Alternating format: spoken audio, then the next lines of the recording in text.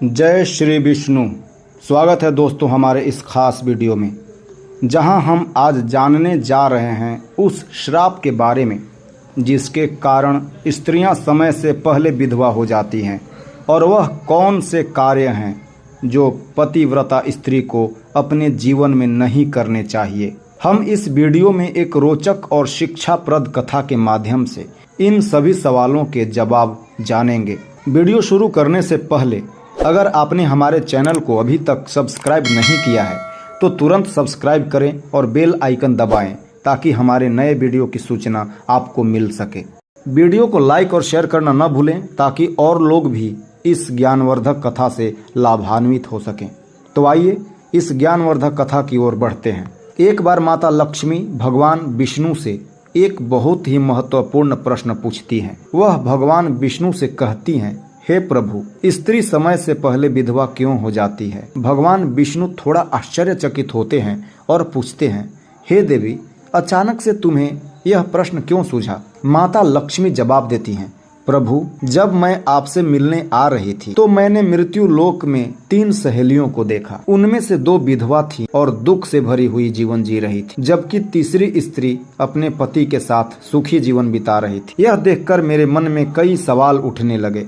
मैं आपसे इन सवालों का उत्तर चाहती। भगवान विष्णु कहते हैं, हे लक्ष्मी, निश्चिंत होकर अपने तीनों प्रश्नों को बताओ, मैं तुम्हें संतुष्ट करने का प्रयास करूंगा। माता लक्ष्मी अपने 3 प्रश्न भगवान विष्णु के सामने रखती हैं।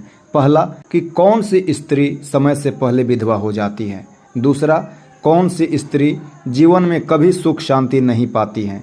तीसरा, कौन सी ऐसी चीज है जिसे एक पत्नी अपने पति को नहीं देती, भले ही पति वह चीज मांगे। भगवान विष्णु माता लक्ष्मी से कहते हैं, हे लक्ष्मी, तुम्हारे इन प्रश्नों का उत्तर एक कहानी के माध्यम से दूंगा, जिसे ध्यान से सुनना होगा, क्योंकि यह कहानी तुम्हें तुम्हारे सभी सवालों का जवाब देगी। भगवान विष्णु ने कहा, हे लक्ष्मी, सबसे पहले मैं तुम्हें उस स्त्री की कहानी सुनाता हूँ जो अपने पति के साथ सुखी जीवन बिता रही है। वह स्त्री एक राजा के नौकर की पत्नी है। वह पतिव्रता स्त्री है और अपने पति के प्रति पूरी तरह से निष्ठावान है। एक दिन राजा के दरबार में उसके पतिव्रता धर्म की प्रशंसा होने लगी।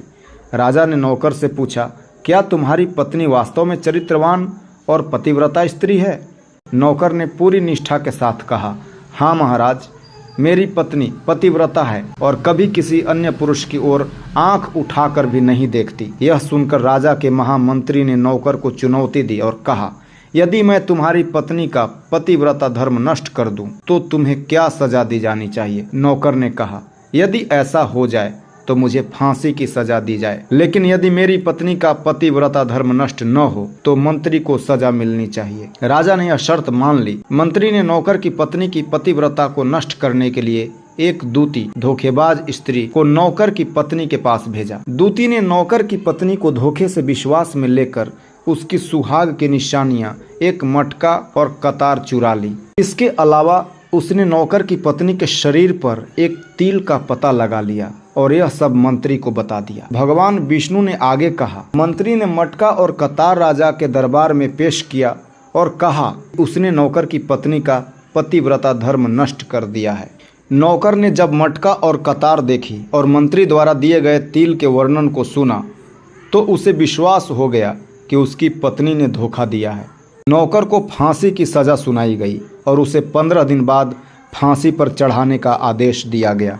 नौकर अपनी पत्नी से अंतिम बार मिलने घर आया और उसे सारा मामला बताया। उसकी पत्नी ने उसे सच्चाई बताई कि वह निर्दोष है और मंत्री ने धोखे से दूती के माध्यम से यह साजिश रची है, लेकिन नौकर अपनी पत्नी पर विश्वास नहीं कर सका। भगवान विष्णु ने कहा, जब नौकर की पत्नी ने देखा कि उसका पति फांसी पर चढ़ने वाला है तो उसने न्याय के लिए राजा के दरबार में जाने का निर्णय लिया। वह नचनिया नर्तकी के रूप में दरबार में आई और राजा के सामने नाचने का निवेदन किया। उसका नृत्य देखकर राजा इतना मोहित हो गया कि उसने उससे उसकी इच्छा पूछी।